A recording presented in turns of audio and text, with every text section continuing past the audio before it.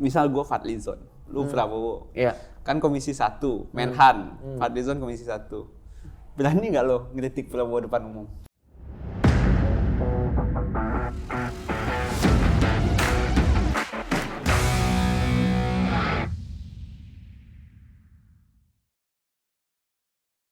Balik lagi di Politisi bareng gue Kania dan Coki. Halo.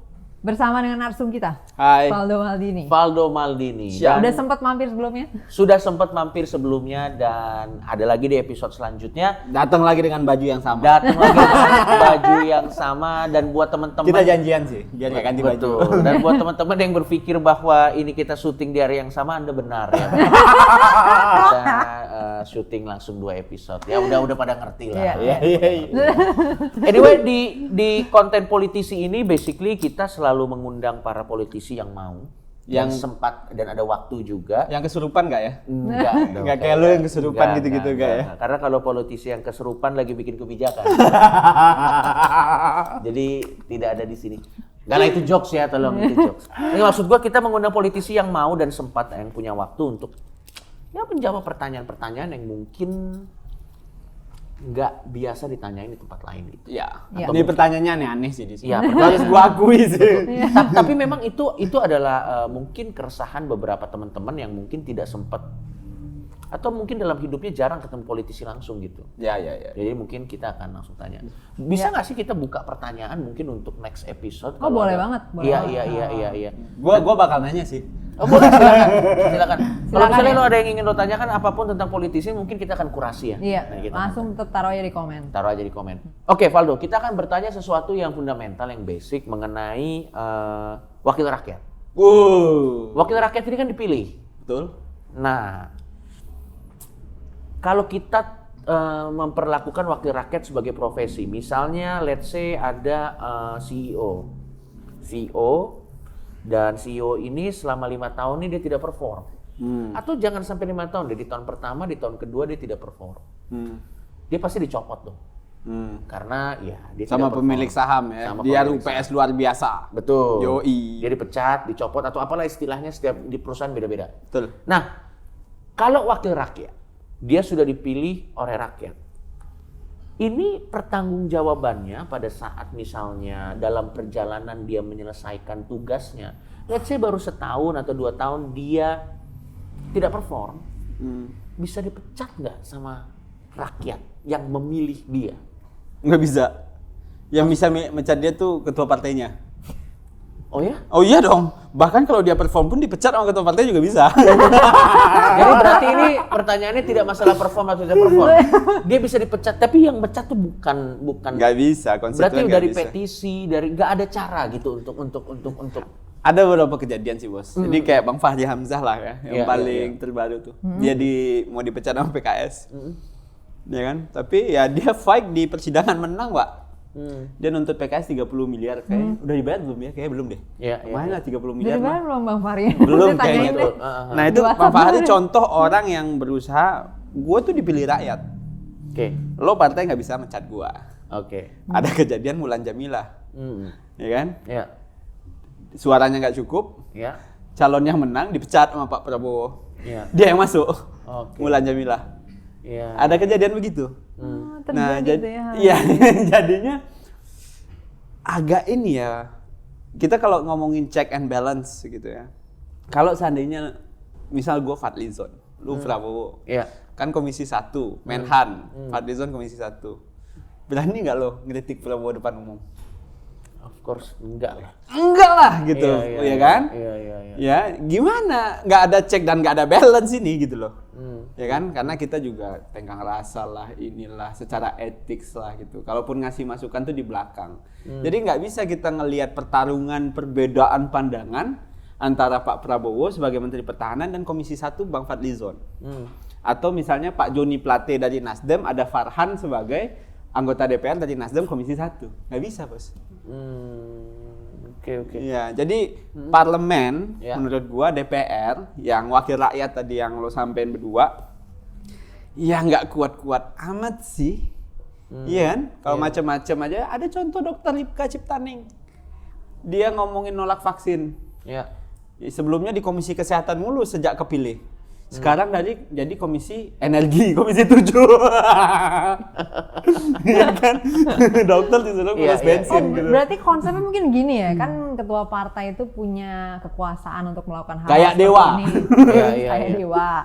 Jadi mungkin konsepnya adalah ya kalau lu nggak suka suatu ketua partai dari suatu partai, ya lu jangan pilih partainya. Gitu kali konsepnya. Jadi kalau misalnya dia terus-terusan bikin keputusan yang wadadidau terkait dengan kadernya ini ya kan, ya mungkin kita jadinya berarti gue nggak mau nih milih partai ini lagi. Mungkin konsepnya jadi seperti itu, mekanisme pemecatan yang paling mungkin gitu, Cok. Sama benar sih kan. Jadi kadang-kadang gini juga, politisi itu lupa gitu loh, bahwa kalau jadi politisi itu forever.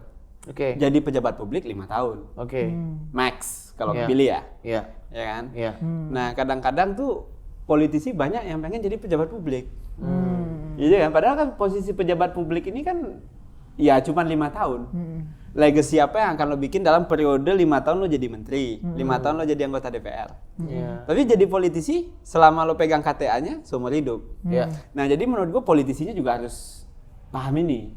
Jangan masyarakat doang juga sih gitu. Karena kalau politisi gimana ya, nggak mungkin lah ya jadi presiden seumur hidup, kan nggak mungkin. Sampai hari ini. Jadi kalau gua ya sebagai politisi, yang paling benar ya tugas lu tuh bukan pengen jadi gubernur, jadi bupati. Karena itu periode 5 tahun doang. Target yang benar untuk politisi itu jadi ketua partai. Kalau pejabat publik paling tinggi presiden. Kalau politisi paling tinggi ketua partai. Nah, di situ tuh yang kadang-kadang tuh kita masih acak. Cara pandang kita bersama, termasuk masyarakat juga bingung kan. Ya gimana orang mengkritik Bapak Prabowo Subianto kinerjanya sebagai Menhan gitu. Sedangkan anggota DPR di Komisi 1 Gerindra nggak akan berani. Nggak akan bisa karena kan bosnya ibaratnya. Cak Imin wakil ketua DPR, menurut lu aja anggota PKB berani ngelitik Cak Imin, besok-besok PAW tuh orang. Betul. Tapi berarti ini sekarang kalau terlepas dari kekuatan ketua partai dan yang lain-lain. Kalau dari masyarakat sendiri melihat ada pejabat publik yang mungkin tidak perform, masyarakat bisa melakukan sesuatu. Mungkin kalau gerakannya agak rapi bisa ya. Agak rapi ya dalam tanda kutip ya. Karena gimana tuh? Ya misal dia benar-benar mengorganize ya. Jadi kita protes nih. Ya organize, datengin terus kantor partainya, gantengin itu gitu kan. Dan itu memang bisa dibuktikan ya, dibawa ke jalur hukum lah. Ada tuh ya? Ya kalau seandainya dia ada Tapi moral doable. hazard. Tapi doable. I think mungkin masuk akal kalau ada potensi moral Apa hazard. ininya? Misalnya Mekanismenya apa? dia korupsi ya, dia membunuh kriminal. Ya kan masuknya kan di situ. Ya. Tapi kalau tidak suka ya tidak bisa. Nah, permasalahannya adalah yang ngebelin itu yang begitu, yang yang tidak suka kan? Yang kebijakannya bukan korupsi. Bukan korupsi. Kebijakannya Bukan kriminal. bukan kriminal. Tapi dia aneh. Tapi aneh aja gitu. Dan ini kayak duri dalam daging, ngerti nggak lo, kayak aduh lu nyebelin. Ayo korupsi dong. Karena kan sama bagi kita nyebelin, Bos. Tapi ada orang yang happy dia dengan nyebelin itu. Ya lah, lo nyebelin terus aja lah. Apapun ketua, siap ketua, mantap ketua, maju terus ketua. Ada, Pak. Yang kayak gitu. Ya kan, jadinya gimana gitu. Karena itu subjektif banget. Ya kalau mau ya dibawa ke ranah hukum. Tapi kan kalau ke ranah harus ada bukti-bukti yang kuat. Iya dong. Itu udah lain lagi ceritanya. Dan Nah, itu lain lagi harus ceritanya. dengan catatan ya dia melakukan sesuatu yang melanggar hukum gitu ya. Iya, banyak juga orang kadang-kadang udah melanggar hukum selamat-selamat aja gitu loh. Dan itu pun kalaupun dia sudah kita dapat melanggar hukum, itu masih ada persentase dia menang lagi. Iya dong gitu kan. Iya, Ada iya. macam-macam lah tingkatannya di Republik Betul. ini. Udah pindah ke sini kejaksaan, pindah ke sini, naik Mahkamah Agung, inkrah, battle terus. Oke, Bisa. berarti sebenarnya technically jawabannya bisa diberhentikan, tapi hampir sulit terlaksana ya. Ya kalau Karena ada fakta-fakta yang lo bilang tadi. Iya, kan? gitu. Ada fakta-fakta yang lo bilang tadi. Nah, gitu. Dan makanya. itu basisnya bukan tidak perform gitu loh. Basisnya tuh lo melakukan kriminal gitu kan. Iya. Sementara kalau yang tadi kita omongin misalnya yang Kan CEO, performance. Iya, itu kan ada kayak KPI Itu kan gitu. menurut gue gini loh, kadang ada sebuah konteks skenario di mana tidak melakukan tindak kriminal. tapi tidak ngapa-ngapain. Iya, nggak maksud gue Atau gini. ngapa-ngapain. Oke, gini. Oke, lo nggak korupsi, good. Lo nggak membunuh, good. Tapi lu nggak kerja. Tapi lu bego nih dalam mengambil keputusan. Kayaknya itu dalam beberapa konteks lebih parah daripada korupsi, men. Maksud dan yang Tingkat begini nggak bisa kerugian- diapa-apain gitu kan. Tingkat kerugiannya lebih gede. Tingkat kerugiannya lebih gede. Kita tuh gitu. nggak ada UU check and balances tuh nggak Nggak ada berarti? Nggak ada. Ya nggak ada yang dicek, nggak ada yang di balance kan. Wow. Gimana caranya Pak gitu loh? Karena Dan itu menurut gua sih perlu kita pikirin juga kalau memang mau dibikin cek. Lu lihat aja lah LPJ itu di banyak partai gitu. Ya LPJ diterima bang gitu kan. Padahal kita nggak tahu performanya gimana. Ya karena kalau saya tidak diterima nih LPJ ya nggak selamat juga nih orang-orang yang bilang tidak menerima ini gitu kan. Ya kan? Loh, ya ini apa contoh paling hits ya? Sorry, LPJ gitu tadi bisa diakses publik nggak sih? Gua kira sih tergantung partainya. Undang-undang selalu ada kan. Kita selalu ngomong KIP kan, tapi in practical nggak gitu kan. Ya, oke. Yang paling hits lah tuh Demokrat, Bos. Ya. Ya kan? Siapa yang berani melawan Pak AHY untuk jadi calon ketum Demokrat misalnya? Belakangan ini ada. Ya ada dengan cara yang begitu kan. Dengan cara yang sedikit perlawanan. Ya itu potong kompas jadinya kan. Oh, iya. Nah jadi memang betul gue kira ya demokrasi internal partai harus tumbuh. Sementara kan di Indonesia sorry to say gitu partai-partai banyak banget ya tergantung selera ketum kan. Ya. Makanya banyak orang dekat sama ketum. Betul. Ya kan? Kalau nggak dekat sama ketum bisa-bisa makin jauh jarak lu sama ketum, makin jauh jarak lu ke pilih. Betul. Berarti memang betul katakannya tadi kualitas ketum sebuah partai itu menentukan juga bagaimana keputusan dia pada saat ada anggota-anggota yang tidak perform. Iya. Dan memang parlemen ini lemah banget sih. Jadi menurut gua ya pasti siapa ya? Rian pasti sering ngomong itu terkait apa dia punya target sekian, achieve-nya sekian gitu. Itu kan ibarat sales gitu kan, target lu 1.000 ngejual ya kayak ini udah ada gubernur satu target sumur resapannya itu banyak gitu. Ya kan ratusan ribu gitu, tapi selesai baru 3.000 gitu loh. Ya kan? Udah tahun keempat Nah, gitu. itu kan contoh. Nah, itu contoh tuh. KPI Tidak melakukan tindak kriminal. Tapi nggak bisa diapa-apain. Iya, tapi nggak achieve gitu kan. Nah, jadinya Dan menurut gue itu ngeri loh, men. ngeri lah, Pak. Karena nanti next time ya siapapun yang jadi pejabat publik Dia ngejar ketertinggalan itu. dan jadi tidak melakukan apa-apa untuk target dia sendiri. Karena ngejar dia ngeberesin Target yang sebelumnya. dia tuh ngeberesin mess yang sebelumnya.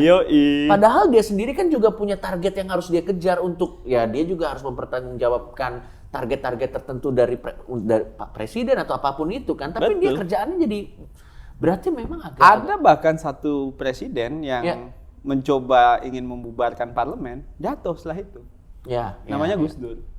Wah, ini hati-hati juga nih. Kalau kawan ini Avengers Assemble kata dia kan. Betul. Bahaya juga kan. Kalau gitu. Jadi gua kira sih Bos terkait check and balances performance kayak di company ada KPI, ada target sales yang gitu-gitu masih belum menjadi, karena kan kita juga kadang-kadang diukur biasanya dari budget spending. Berapa nih anggarannya yang habis? Ya kan? Oh, anggarannya habis nih. Ya, diasumsikan anggaran habis perform belum tentu. Iya, makanya kan? Kita ngitungnya dari serapan anggaran kan kocak jatuhnya. Karena maksud kocak lah itu gila. Iya betul, karena maksud gue gini. Duit habis tapi belum tentu. Ini apa nih matrix nih kayak gini? Yang harus kita bahas juga adalah tidak korupsi not necessarily good juga. Kalau tidak korupsi tapi tidak perform itu buruk dengan caranya gitu maksud gua. Iya susah sih. Jadi kadang-kadang gini juga Bang, kan. Jadi kadang-kadang politisi itu kadang-kadang ketika dia mengerjakan yang pantas dan harusnya dia kerjain aja, itu jadi keren. Padahal sebenarnya itu tugas dia.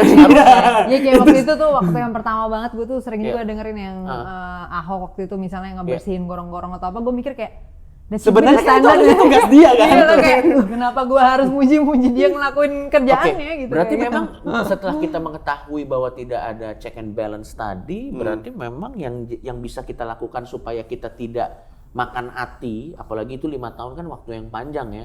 Dan proses makan ati 5 tahun itu kita tahu apakah kita kolesterol, darah tinggi. Karena orang ini kan ada efek-efek medis juga yang bisa kita rasakan karena kebencian kita kepada orang yang tidak perform. Berarti memang yang harus kita lakukan adalah ya memang kita pahami siapa yang kita pilih sih ujung-ujungnya. Itu pasti. Dan kedua mungkin juga mengelola harapan juga kali. Karena untuk DPR itu sih desperate gila sih mengelola harapan. Dalam artian gini, low your expectation my brother. Jadi lo bayangin DPR kan target prolegnasnya itu 2020 itu 33. Iya. Selesai 13. Sepertiga kan. 30%. Yeah. Ini kalau mahasiswa kagak lulus, Pak. Iya, benar, kan? benar. 30% kan? Tapi juga target performance-nya adalah kuantitatif ya, maksudnya jumlahnya berapa juga berbahaya juga. Bahaya kalau berkualiti kan? Iya, jadinya Iya. gimana? Banyak nih kan yang harus kita urus. Nah, makanya somehow kita berpikir tadi sempat kita diskusi di konten sebelumnya best talent. Gitu. Ya. Oke lah, persona penting. Ya. Tapi gua kira penguatan institusi jauh lebih penting, Bos. Ya. Gimana tuh maksudnya penguatan? Ya kayak DPR sebagai institution tuh harus lo kuatin. Ya. Ya kan, ketika seorang anggota DPR dia mengerjakan fungsi legislatifnya gitu loh. Dia dikasih otoritas gitu loh, Bos. Ya. Kayak Bang Fadlizon nih contoh ya. Ketika dia mempertanyakan Bapak Prabowo Subianto, ya dia dijamin dia nggak kenapa-kenapa gitu. Betul. Betul. Karena kalau haknya itu aja tidak terjamin. Iya. Bagaimana? Besok-besok dia dipecat, Pak. Betul. Ya udah akhirnya diem aja. Dan maksud gua jadi lucu kan kalau misalnya kok kamu tidak memperjuangkan hak kami, lah kamu memperjuangkan hak saya nggak? Iya, Itu jadi wadaw juga kan. Wadaw kan menurut Iya, lu aja. iya, Lu bayangin ya, kita aja kadang-kadang mau ngelitik bos kita di depan foto, banyak mikir-mikir. Betul. Ya apalagi mereka. Nah, Betul. jadi ya itu yang gue kira ya, misal nih Pak Jokowi nih, gue sih ya jujur aja, bagi gue kalau gue ngelihat Pak Jokowi bos ya, dia itu memperkuat tentang apa ya? Ya selain orang mungkin bisa bela Pak Jokowi dia jago untuk Ya. bikin konstruksi, Ya. bikin jalan apa-apa Ya, itu, ya, infrastruktur. infrastruktur itu, bagi gue dia sedang memperkuat institusi negara. Eksekutifnya kuat nih. Tapi kita kan 3 Pak. Ada eksekutif, ada legislatif, ada yudikatif. Kita butuh Jokowi di parlemen juga. Kita butuh juga Jokowi di yudikatif gitu loh. Jadi ibaratnya kalau eksekutif sudah bagus, parlemen sama yudikatif mungkin masih butuh proses. Jangan eksekutifnya lo potong gitu loh. Tapi duanya lagi lo angkat gitu. Jadi institusi parlemennya itu gua kira nggak cukup aja orang bagus masuk parlemen. Oke. Tapi orang bagus yang punya pikiran menginstitusionalisasikan DPR ini jadi lebih perform.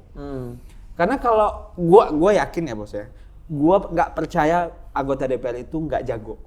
Lo coba aja debat aja, jago semua Pak. Ya. Tapi ketika udah mau bikin keputusan, Ya. tanya ketua partai. Betul. Iya kan? Jadi ini Yang paling penting itu kan bukan jago debat, betul. tapi jago bikin keputusan. Dan wah gini lebih ngeri lagi. Gitu loh. Ini jadi lebih ngeri lagi. Jadi ini sekarang skill jadi nggak relevan ini ya. Apa kata yang Itu ngeri banget, men. dia. Udah Ini kayak ngeri suara banget, men. Tuhan ini bos. Mungkin ininya capable. Fox Day. Ini capable kan? Mungkin ininya capable. Mungkin Iya. masalahnya bukan di capabilitasnya ini. Lo coba tapi aja anggota suara DPR. dari si ini kan. Kalau si ininya, iya benar. Lo undang nih semua anggota DPR ke sini ya, pasti jago semua bos. Pinter-pinter. Heeh, There's a tapi- reason kenapa dia di situ lah. Iya, pas bikin keputusan, hilang tuh. Karena gimana kata ketum? Gitu Pak. Iya. Di partai tempat lo berkarya sendiri udah ada mekanisme yang jelas itu belum dia. untuk orang jadi ketum? Di partai gua sendiri memang masih ini ya. Kalau seandainya dibilang demokrasi internal itu harus one man one vote. Iya. Ya, gua nggak sepakat banget. Gimana tuh? Karena ASN juga nggak one man one vote, apakah nggak ada demokrasi? Iya. Iya kan? Oh iya sih. Nah, jadi memang menurut gua ketika kita bicara PSI gitu, PSI itu kan juga dihitung-hitung tuh performanya anak-anak, dan lebih kadang-kadang gua agak ini juga sih, agak ngeri-ngeri juga nih PSI itu ketika reses dibalikin duitnya gitu loh. Itu juga yang dilakukan PSI kan, ketika ada kelebihan duit reses gitu loh, melampaui gitu dalam derajat tertentu menurut gua. Nah jadi gua ngeliat PSI mencoba eksperimentasi sih sebenarnya. Ya gua nggak lagi promo PSI ya, tapi suka nggak suka kalau eksperimen PSI ini berhasil nih, banyak yang enak nih. Men, menurut gue lebih mending melakukan eksperimen daripada nggak melakukan apa-apa. men. Iyalah gitu loh. Setidaknya kita bisa trial and error daripada always error. Ya, maksud gue kan pilihannya kan walaupun itu pilihan yang tidak sempurna ya maksud gue. Iya. Kita ada trial and error. Heeh. Ya tapi harus melakukan sesuatu sih men. Iya, maksud gue ketika William misalnya kasus Aibon waktu itu, Ya. ya kan, habis itu lihat aja DPRD DKI dan gubernur berusaha betul nggak ada kejadian yang sama, Betul. ya kan. Nah sekarang ada kasus lebih bayar. Dan gue yakin habis kejadian William itu ada grup WhatsApp yang nggak ada William ya. Bang. Oh, lo tanyain itu aja sama DPRD DKI. Lo bayangin ya, ada 105, terus tiba-tiba 8 PSI dikeluarin gitu loh. Dan gue yakin grup yang tanpa PSI ini lebih aktif. Dan pasti nanti chatnya yes nggak ada cepu. Ini jokes ya, ini Ya, jokes ini ya, jokes, ini ini jokes. jokes. Tapi akhirnya gue ngerti bahwa memang berat ya berat ya. Iya. Ya, faktanya begitu aja sih. Ya jadi beratnya tuh di banyak titik ya. Tapi gue nggak pengen ngeluh sih bos. Oke. Ya karena lagi-lagi gue selalu yakin kita baru 23 tahun. 23 tahun itu lu maju bupati ya belum boleh bro di Indonesia ini. Iya. Jadi Lo masih harus muda. 25 kan. Usia Masih demokrasi muda, kita Bro. nih Iya, masih iya. muda. Dan kalau usia manusia 23 tahun tuh masih mencari jati diri. Iya. Yoi. Masih pakai celana robek-robek. Dan demokrasi di Amerika juga lo lihat ketika udah tua, udah matang dibilang tuh Capitol terakhir kayak apa. Ya. Iya kan? Betul, Jadi- ada orang-orang aneh dalam situ ya. Iya, ada orang-orang aneh gitu. Wah, itu kostumnya gila banget sebenarnya. Nah, jadi yang paling penting ya mudah-mudahan ya konten yang ini jalan terus nih kan ya. Iya. Jadi maksud gue tolong diomongin terus lah ini orang. Iya, Karena iya, kalau nggak ada yang ngomongin nih desperate banget gue sebagai orang yang berjuang di sini. Nggak, Bos. sebenarnya akhirnya gue sadar konten ini lebih kayak ke psikolog gratis aja. Jadi kayak semua unek-unek teman-temannya nggak, jadi sebenarnya gini loh, sebenarnya gini loh gitu. Jadi sebenarnya Anda kalau misalnya melihat teman-teman politisi yang memang bekerja ya, iya, gue di satu sisi apresiasi gue lebih sih, jadi bertambah sama kalian, karena memang kalian ada di sebuah skena yang brutal kan. Oh iya, brutal. Tapi apa nyerah nggak boleh. Iya. Nyerah nggak boleh. Nyerah nggak boleh atau udah into deep nih, udah terlalu dalam nih ya. Ada juga. Iya sih, aduh nih mau balik kanan nggak mungkin. Tapi terlepas semua itu lo masih optimis nggak? Gue masih optimis bos. Gue sih simple aja. Selagi masih ada orang yang ngomongin ini, gue percaya. Oke, make Karena sense. gue ngeliat Fair enough. di negara demokrasi maju pun begitu. Kita kan demokrasi baru pak. Ya. Setelah otoritarian tumbang ini kan. Ya. Benefit of the doubt lo besar sekali ya. Jadi maksud gue termasuk orang yang percaya selagi masih ada orang-orang yang mikirin. Ya. Makanya scholar tolong gitu, konten kreator tolong gitu, yang punya channel politik tolong nggak diomongin gitu. Ya. Karena kalau nggak diomongin pak, nggak ada yang ngomongin. Oh ini jalan terus bos. Betul. Dan lo bayangin Seolah-olah tidak terjadi masalah, apa-apa tidak terjadi gitu kan. apa-apa. Padahal ini kan masalah. Betul. Masalah. Dari tadi gue yakin pasti orang-orang yang datang di sini dan yang lo undang di sini pasti lo bongkarnya di bagian itu kan. Iya. Lo ngomong jujur-jujuran aja lah di sini. Betul. Dalam artian ya ini juga harus disuarakan. Nah, gue sih satu lagi ya terkait DPR itu tadi gitu. Karena kalau seandainya DPR itu nggak kita perkuat, ya sayang. Karena dia resource-nya gede, dia juga menentukan yang budget negara kita itu bakal kemana, ya kan? Dia juga mengawasi, ya, dia juga bikin fungsi mempertanyakan kebijakan eksekutif, ya kan? Nah dengan skema yang ada ini ya mesti ketemu caranya bos. Ya. Makanya kalau gua sih berpikir ya udah kita fair-fairan aja, kita tuh harus bisa misahin ketika jadi pejabat publik dan jadi politisi. Kalau jadi pejabat publik, ya lu satu partai pun lu berantem nggak apa-apa. Kalau jadi pejabat publik, Betul. jadi politisi pun lu harus lebih berantem. Betul. Jadi gue kadang-kadang kan Bang Coki ya agak ngeri kalau mereka tampak baik-baik aja. There's something. Ya. Iya, kalau politisi ini damai-damai aja nih gue agak ngeri nih penguasa nih. Betul. Tapi kalau mereka berantem, seneng kita bos. Berarti it's a good Masih problem. jalan. Iya, Demokrasi, masih jalan demokrasi. nih, Bang. Betul. Tapi kalau seandainya mereka diam-diam aja, oh ini kayaknya Indonesia lagi baik-baik aja nih, ada apa nih gitu. Iya. Karena sebenarnya sistem yang ada harusnya membuat itu ada diskusi, ada debat, ada adu argumen, ada adu data dan yang lain-lain. Oke, thank you. Gitu. Jawabannya Valdo menurut gua itu eye opening. Menurut gua eye opening dan memang it is what it is. Sekali lagi semangat dari konten ini adalah kita tidak sugarcoating apa yang terjadi. Yes. Dan itu kan apa yang Valdo rasakan kan. Ya, dan belum tentu benar juga. Iya, dan Valdo kan bercerita tentang apa yang Valdo alamin, apa yang Valdo rasakan, dan paling tidak buat teman-teman yang mungkin masih muda yang nonton konten ini, kalau nanti pengen terjun ke politik udah bisa lebih berhitung. Oh berarti ini masalahnya di sini. Yes. Berarti mungkin nanti gue bisa perbaikin di sini. Bisa lari lewat sini. Bisa lari lewat Bisa sini. lari lewat atau sini. apa. Ya, gue yakin kalau dia masih optimis, gue yakin masih ada lah. Gua sih nggak yakin di zaman kita sih. Bos, Betul. berhasil. Berdamai aja. Kita Jujur paling ya? kita harus berdamai dengan itu sih.